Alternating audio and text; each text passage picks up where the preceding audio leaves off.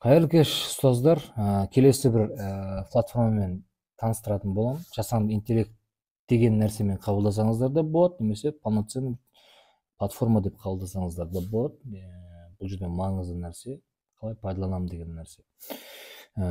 Негізгі бетіміз осылай көрінеді. Кез келген сайт сияқты мен әңгіменің бісмілласын не істеу керек деп бастаймын. Регистрация жасау керек. Google аккаунтыңызды тіркеп қоя салыңыз. Каждый регистрация жасайтын кезде регистрироваться через Google дегенді басасыз да продолжить деп кнопка баса саласыз, болды. Мен уже висми деген, егер қате айтқан болсам, түзетіп қойыңыздар комментарийге. Платформамыздың негізгі беті осылай көрінеді. Кез келген сайт сияқты бұл да ақша табуды көздейді. Мынау платный версиясын алсаңыздар болады. Немесе жаңадан аккаунт ашып тіркеліп, бесплатный версиясын қолдана берсеңіздер болады. Негізгі бетіміз осылай көрінеді. Көпшілігіміз бұл платформаны білетін де шығармыз. Көпшілігіміз демей ақ қояйын, енді арамыздағы презентация жасайтын платформа деген нәрсемен қабылдайды бұны бәрі. Негізі бұл кәдімгі мүмкіншілігі өте үлкен платформа. Қазір қарап отырсаңыздар, негізі презентация, документ, мына жерде сурет, графика, медиа, видео, басып шығаруға арналған нәрселер, тағы да басқа нәрселер көрсетіліп тұр. Презентация жасауды, мына презентация жасау кнопкасы тұр, астындағы дизайнды таңдаңыз деп тұр. Мына белгілі бір дизайнды таңдайсыз. Сосын мына жерде көріңіздер, Create with AI деп тұр, яғни жасанды интеллект көмегімен жасау деп тұр. Осыны басасыздар. Английский болғанға бір түсініксіз деп ойлап қалмаңыздар, бұл қазақша жаза бересіздер. Математика деген өзінің пәнін жазып қойын. Математика математика маңызы тақырыбына презентация жаса. Бірден айтайын, мен сетім нашар. Бүгін бір видео түсіремін дегеннен кейін сет нашар екендігіне қарамастан видео түсіріп отырмыз. Сайт қатады екен деп ойлап қалмаңыз. Так, сізден сұрап отыр чат-бот. Не айтқыңыз келеді дейді. Уточнить етсеңіздер болады. Өмірдегі, экономикадағы, ғылымдағы маңызы деген жалпылама нәрсе бере салайық. Болды, уже не деп жатыр бізге?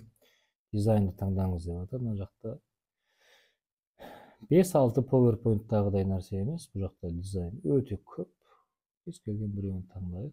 Мысалы, мына біреуін таңдайық. Кеттік. Use a style дегенді бастым. Генерациядан өтіп жатыр. Ұзақ істеліп жатыр екен деп ойламаңыздар. Қайталап айтамын, менің сетім нашар, уәде берілгеннен кейін бұл платформамен таныстырайын деп жатырмын. Осы жерден кейін сіздерде дайын презентация ашылатын болады. Сол жерден әдеттегі PowerPoint-ыңыз сияқты ұнамай тұрған нәрсесін өзгертіп, AI-дың көмегімен мына жерін өзгерт, мына жерін түзет деп айтсаңыздар болады.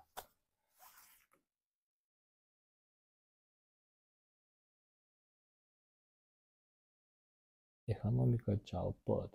Экономикадағы маңызы. Мына менің презентациям уже дайын болды. Мынау түзетіп алсаңыз болады, немесе осы күйінде скачать етсеңіз болады, немесе ссылкасын алып, сол ссылкамен пайдалана берсеңіз болады. Мен уақытты текке жоғалтпай, мына жерде X-ті басып, келесі біреуін көрсетейін.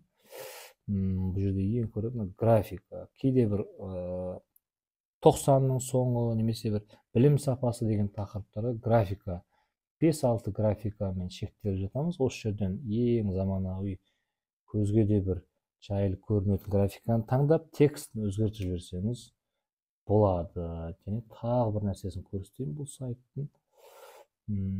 Ол не еді? Мынау онлайн доска. Көрсетейін осыны. Онлайн доска өте керемет. Мына жерде каждый оқушыға берілген тапсырмаларды, үй жұмыстарды, өзіңіздің өмірдегі пландарыңызды жазып қойсаңыз болады. Жай тақта ретінде қолдансаңыз болады. Мен өзім именно осы онлайн доска деген жерде қайсын болады, жоспар түрінде нәрсесі ұнайды. Осыны пайдаланамын мен, сіздерге де жақсы нәрсе советую.